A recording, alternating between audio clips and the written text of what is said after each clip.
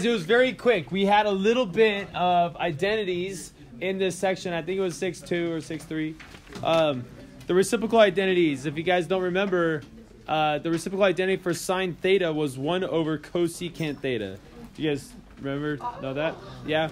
You saw the words reciprocal and you were like, what? I don't know what's going on. So if I had cosine theta, what would be the reciprocal identity for that one? 1 over what? 1 over what? Secant. Secant theta. Very nice. What about tangent theta? 1 over what? Cotangent. Okay. And then you have a bunch of other ones. You have the one for cosecant. So like if I had cosecant, what would be its reciprocal identity? 1 over sine theta. And then you have secant, which would be 1 over cosine. See, you guys know this stuff. You just saw the word and you got scared. Okay, and this would be 1 over tangent. Okay, so what about these, the quotient identities? There's only 2 of them. The tangent and cotangent has quotient identities. What would tangent be?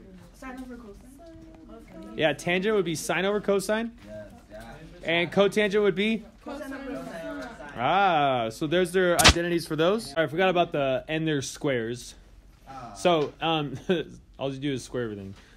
So like for example, sine squared of theta equals 1 over cosecant squared of theta. You just got to square each side. So if you follow that pattern for all these other ones up here, then you got it. And the same thing with these guys right here. Tangent, let's see, what is tangent squared?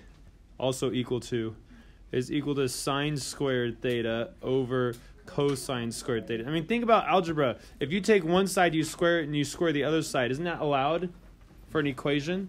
Which is what this is. It's an equation. If I square one side, I square the other side, I get another identity.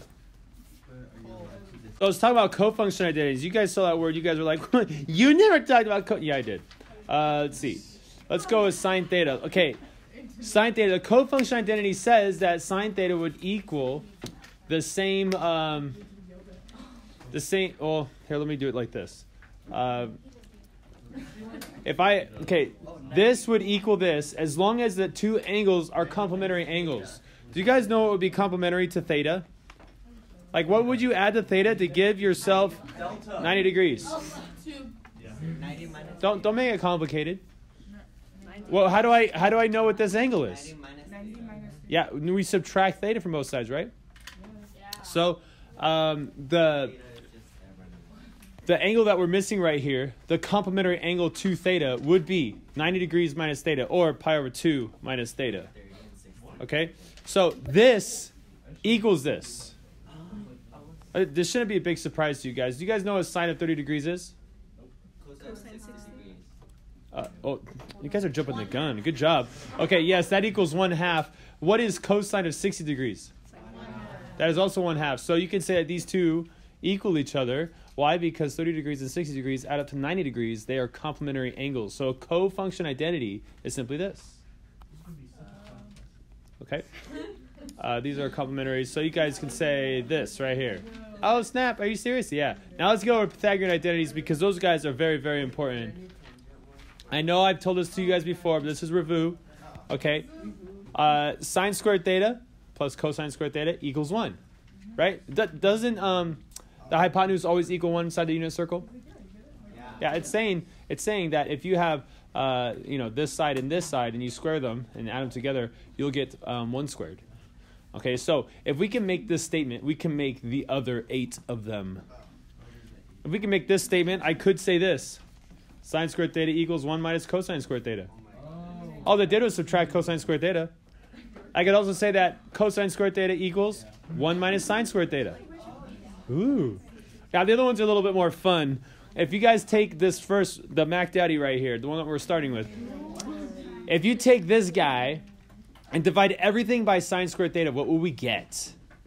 Right? Whenever we do the one side, we do the other side. So if I divide everything by sine squared theta, what would we get? What would we get with this? What's sine squared theta divided by sine squared theta? Oh, no. Okay, what is cosine squared theta divided by sine squared theta? Nah, not tangent. Cotangent squared theta. Oh, snap. What is 1 divided by sine squared theta equal to? Cosecant squared theta. Oh, snap. So if we can say that, can't we say this?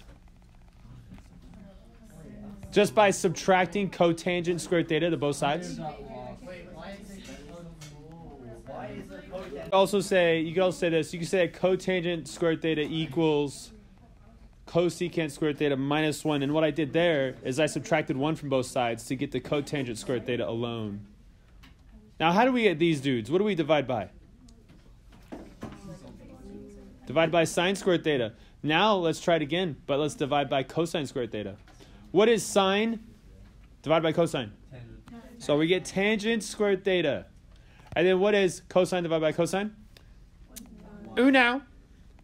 And then we have 1 divided by cosine, which would be? So we have secant squared theta.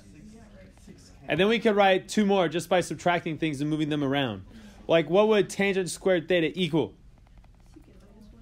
Secant squared theta minus 1.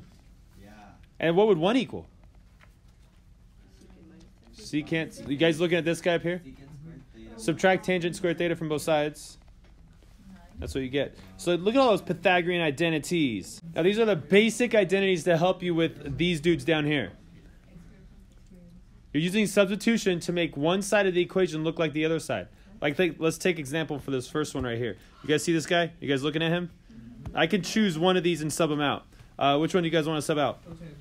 Sure. What is the reciprocal identity for cotangent? 1 over tangent theta. Now, you could look at this different ways. This isn't the only way to look at it. Now, look at that. Look at that. If I take this fraction and multiply it to this non-fraction, wouldn't I make this into a fraction and then cross-cancel? Yeah. Don't I get now? Gasp! You guys are hilarious. Okay, let's look at this one. Now, you could have done this different ways. We could have taken out tangent theta and put 1 over cosine there. Oh.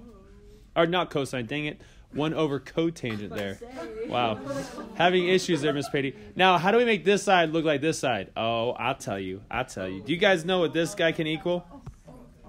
Come on, he's right above here. Don't think, guys, right here. All right. So sine squared theta times 1 minus sine squared theta. Guys. Don't you get this? Sine squared theta times 1. What is sine squared theta times 1? It is sine squared theta. What is sine squared theta times sine squared theta? That is sine to the 4th theta because you add the exponents. There, you got this. Yay, you win.